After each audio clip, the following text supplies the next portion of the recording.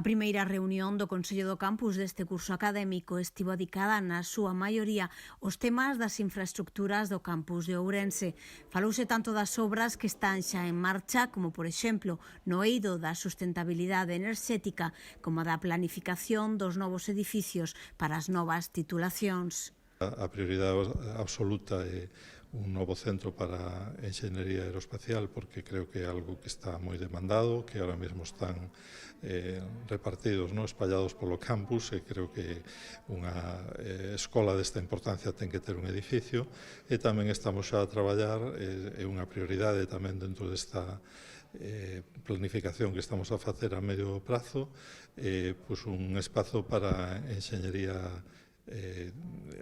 informática para as novas titulacións que van a haber, pois que teñen que ver con inteligencia artificial. O vindeiro curso haberá novas titulacións, inteligencia artificial e relacións internacionais, polo que é preciso unha reordenación dos espazos e estáse a negociar coa Xunta de Galicia o tema do financiamento. O obxectivo é que as obras do edificio de aeroespacial comecen no prazo dun ano ou ano e medio. Para o de informática todavía hai que buscar ubicación. Que o campus xa está